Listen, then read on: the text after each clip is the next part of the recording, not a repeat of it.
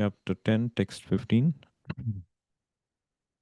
Swayam evatmanatmanam vettatvam purushottama bhuta bhavana bhutesha deva deva jagatpate. Now Arjuna, in the previous verse, he has mentioned how he accepts everything that Krishna has revealed or Krishna says. Sarvam etat ritam manye. I consider everything that you told Krishna as truth. No half-hearted acceptance or partial acceptance. Everything that Krishna says should be accepted as truth.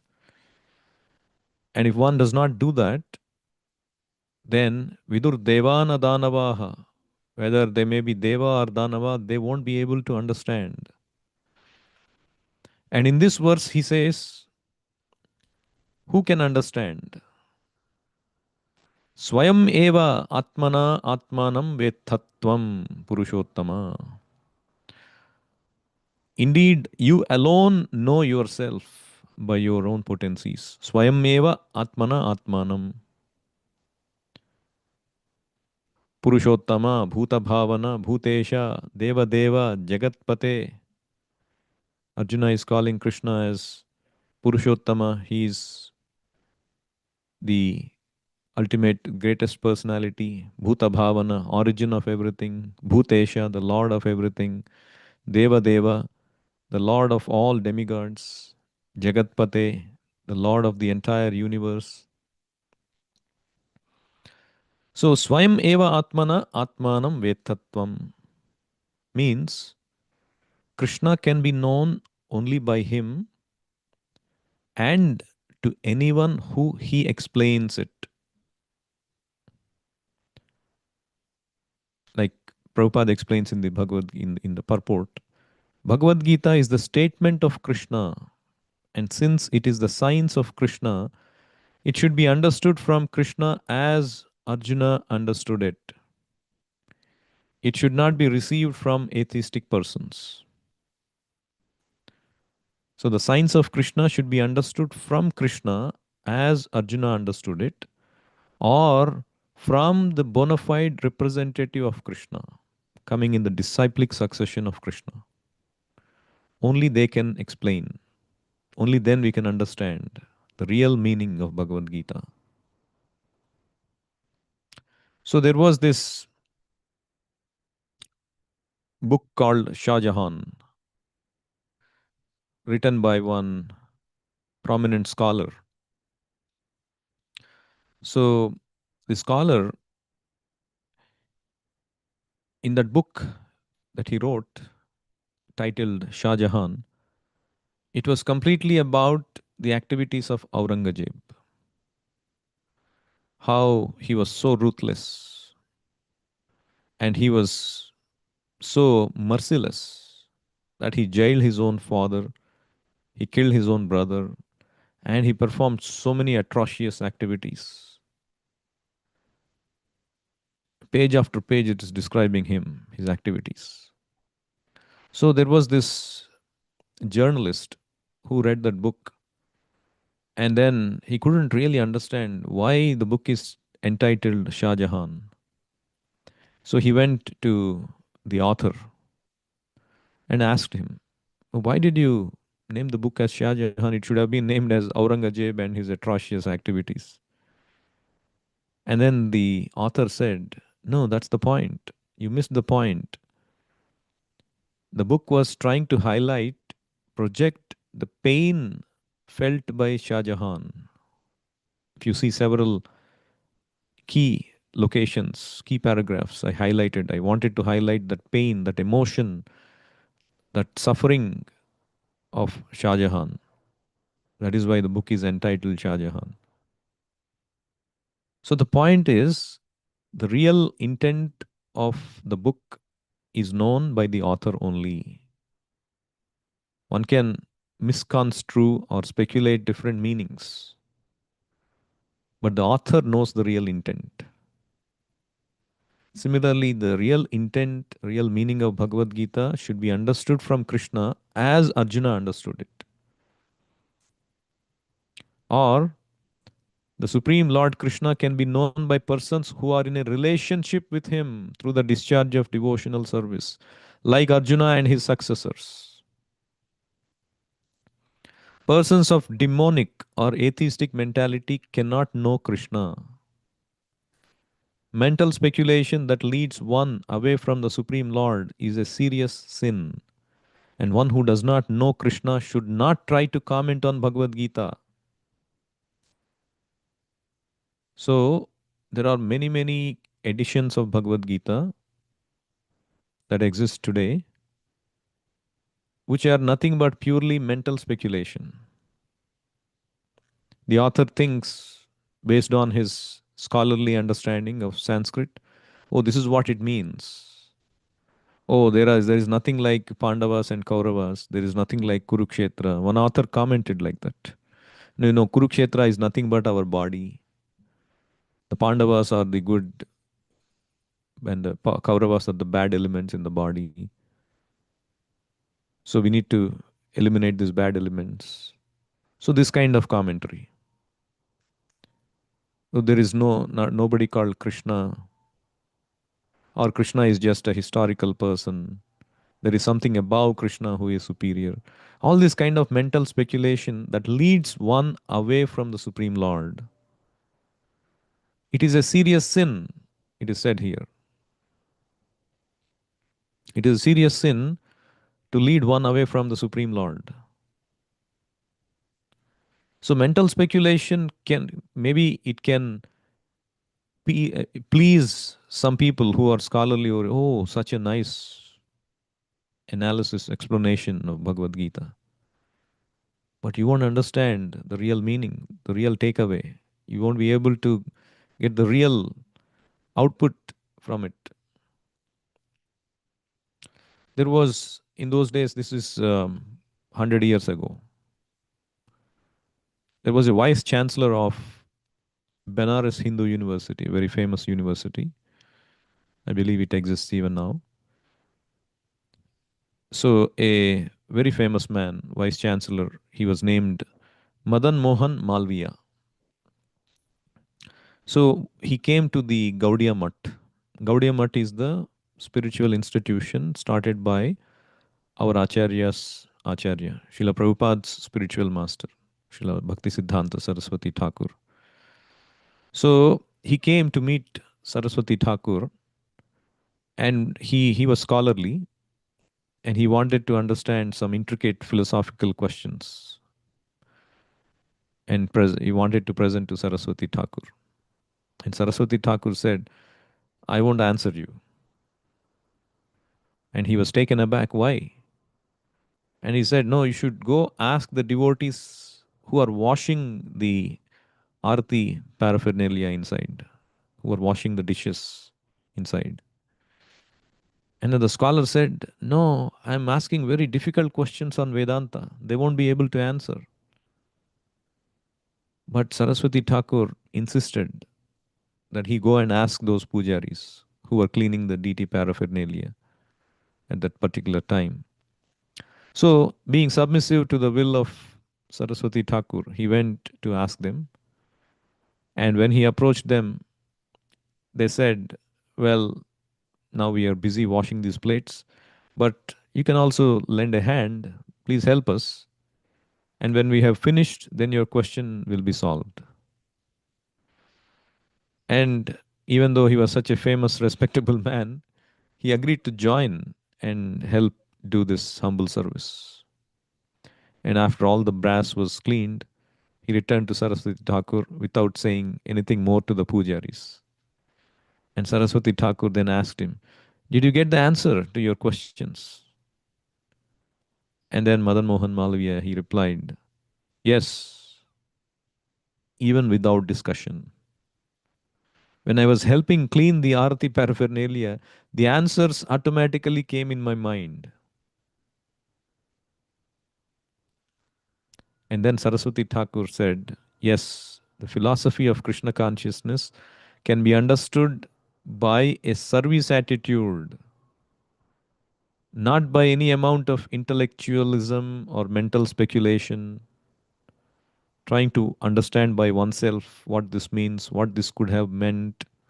Of course, that inquisitiveness should be there, but we should not misconclude, or we should not take anybody who is not in disciplic succession, their commentary as perfect.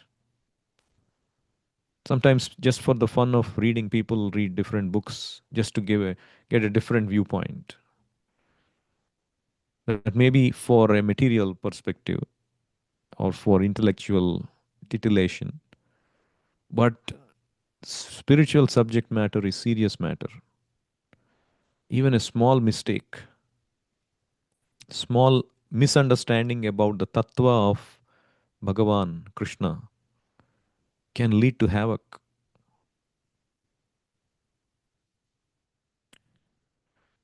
So, Gaurkishore Das Babaji Maharaj, he was the spiritual master of Bhaktisiddhanta Saraswati Thakur. Bhaktisiddhanta Saraswati Thakur was the most eminent scholar of his time, but his spiritual master, Gaurkishore Das Babaji, he was not known to be a literate. He was an illiterate. He was not a pandit. But all the Siddhanta, all the shlokas came to his mouth because he was Sevon Mukha, inclined to serve Krishna. Lord Brahma also says, Lord Brahma, who is the most intelligent, just imagine, he is the creator of this whole universe. How much intelligent he must be. So he, after getting bewildered by Krishna, as we know, he tried to bewilder Krishna when Krishna came as a small boy in Vrindavan.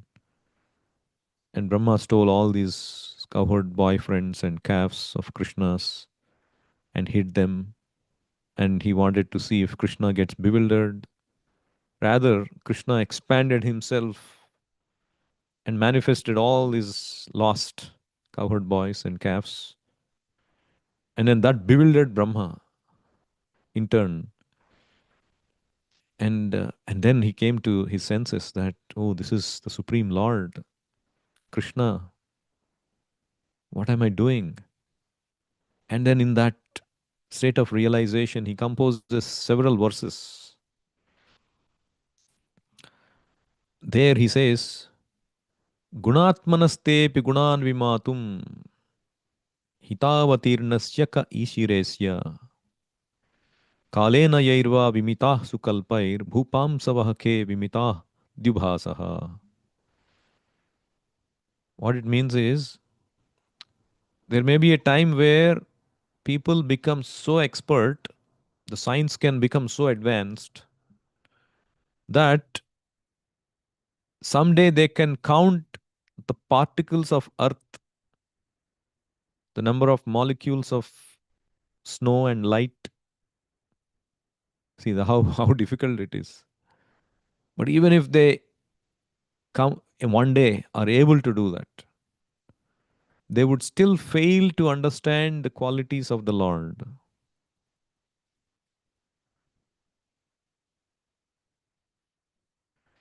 One Acharya, one of our previous Acharyas, Srila Vishwanath Chakravarti Thakur, he says, actually, great personalities like Lord Sankarshana, they actually have counted the number of atoms on the earth and even the molecules of the entire universe.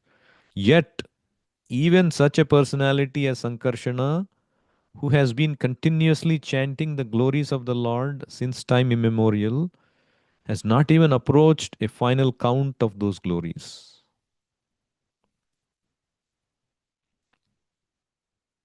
So that means Krishna cannot be easily understood.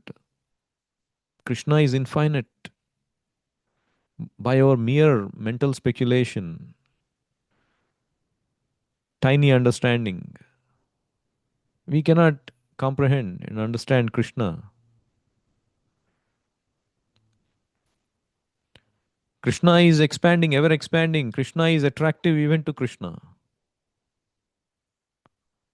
Krishna's beauty is ever expanding. Krishna himself cannot measure Krishna. He is because he is always expanding. Then how can we understand Krishna fully? We can only understand as much as Krishna wants us to understand. When Krishna covers, everybody is covered with Yogamaya, which prevents us because Krishna does not give that access so easily. Just like, for example, you are having a confidential file, you're writing all confidential things. So you will encrypt it, you will protect it with a password, and you will hide it in some secret folder, isn't it? So even if somebody gets access to the device, oh yes, now I'm able to access the file. Even you may be able to see the file.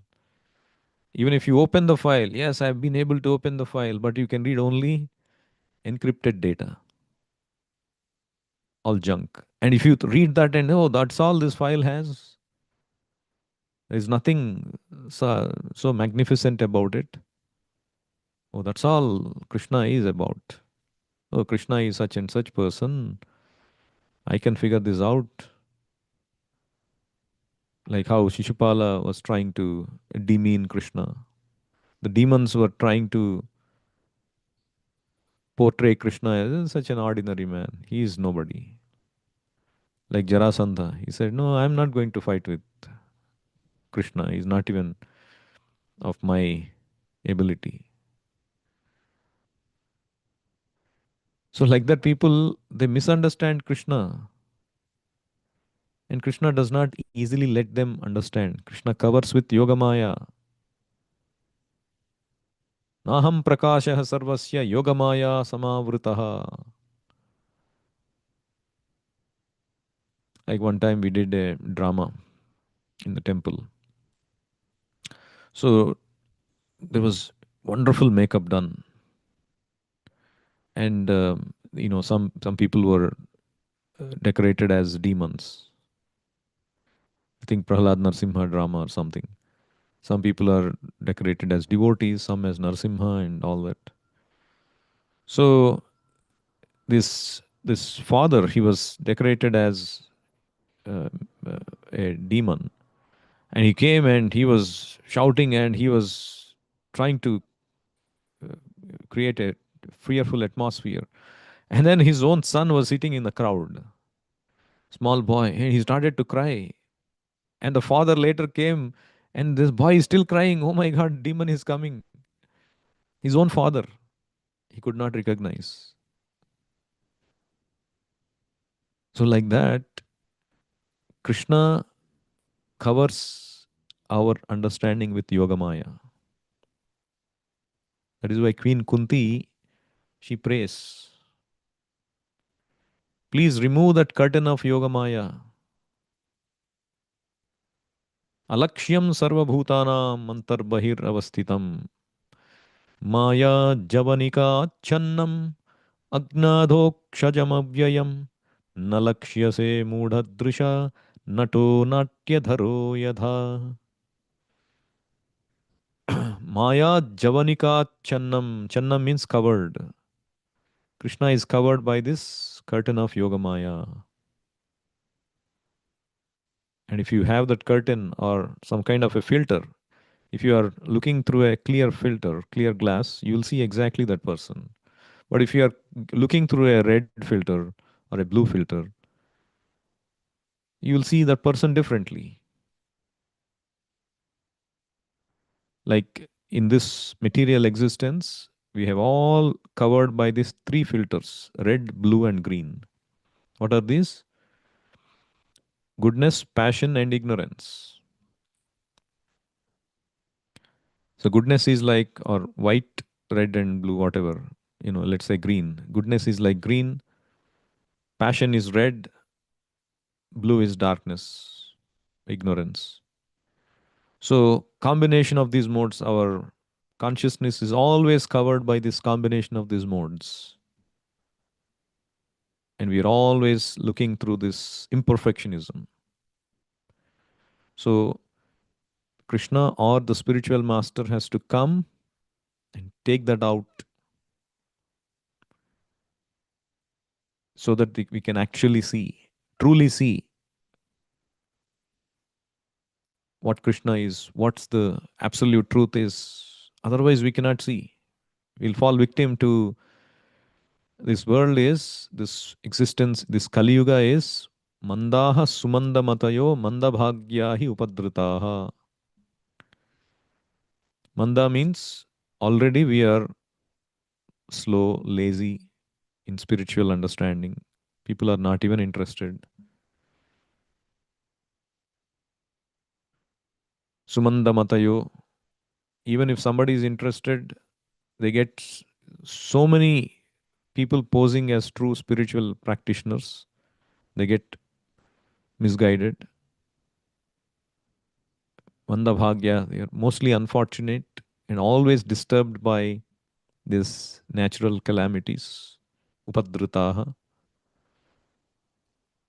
So, in the middle of all this, what are the chances that one gets the right person, right knowledge, right understanding of Bhagavad Gita? It's very, very special, very, very rare. If we are able to connect to a acharya who is coming in the disciplic succession all the way from Krishna, it is very, very rare. Let's say there is a mango tree, and the top branch there is mango, ripened mango, and the mango is almost about to fall. And if it falls, it is useless. It'll break and all the juice is gone. It's unusable.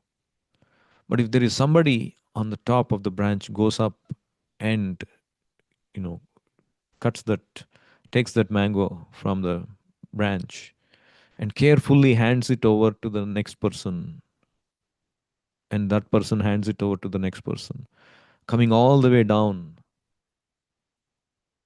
and then finally the person receives the same mango, but it is received through the disciplic succession. He can taste that nectarian taste of mango. If you want to catch directly that mango, you want to hit the mango with a rock and let the mango fall, you will not be able to relish that mellow. It gets torn apart. So there are two paths that exist. One is the path of mental speculation, trying to understand God by our own efforts, intelligence, aroha pantha. The other path is avaroha pantha, coming down in disciplic succession. Krishna mentions, Tadvidhi pranipatena pariprashnena sevaya upadekshanti te gnanam gnaninas tattvadarshinaha. You have to go and surrender to a bona fide spiritual master, inquire submissively, render service. One time, a reporter came to meet Srila Prabhupada and devotees. And so he was asking, what is this Krishna consciousness? Who are, what is the role of a spiritual master and all that? So Prabhupada asked one of the disciples to explain. So the disciple said, oh, this is the Krishna consciousness. We follow, it's about reawakening our lost relation with God, Krishna, and we accept the guidance of the spiritual master. And then that person asked, what is the relation between the spiritual master and the disciple? And then the disciple said, oh, the disciple is like, accepts the spiritual master as his master and serves him and renders service to him. And then Prabhupada interjected and says, no, he renders menial service to him. Menial service. Like in our history, we have examples of Ishwarapuri, who was the spiritual master of Chaitanya Mahaprabhu himself. He was serving Madhavendra Puri when Puri was bedridden at the end of his life. So he was with his hands, he was cleaning up all the refuse, even. He served him so menially. And as a result of that service, Madhavendra Puri blessed him so much that Ishwara Puri became so exalted that Chaitanya Mahaprabhu himself accepted him as his spiritual master.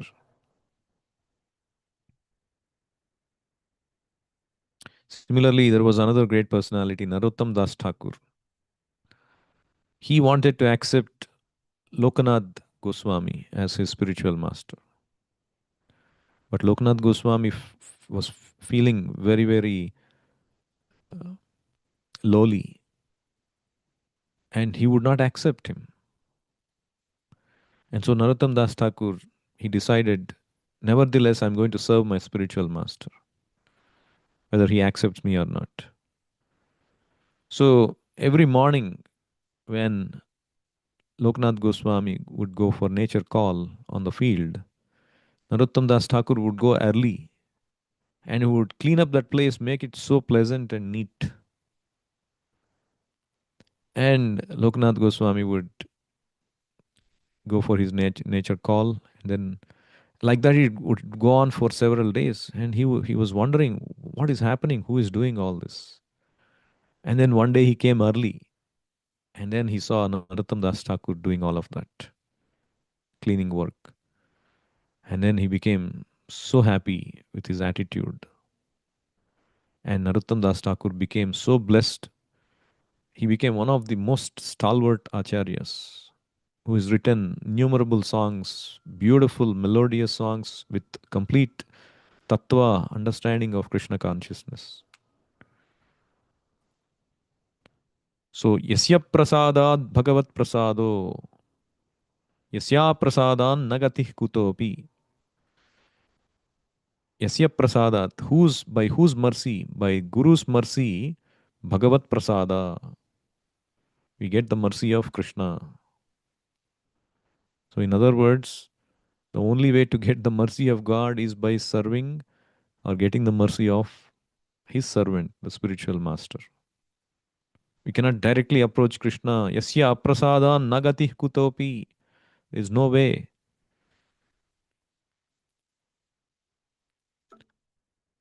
We'll stop here. Anyone has any questions or comments?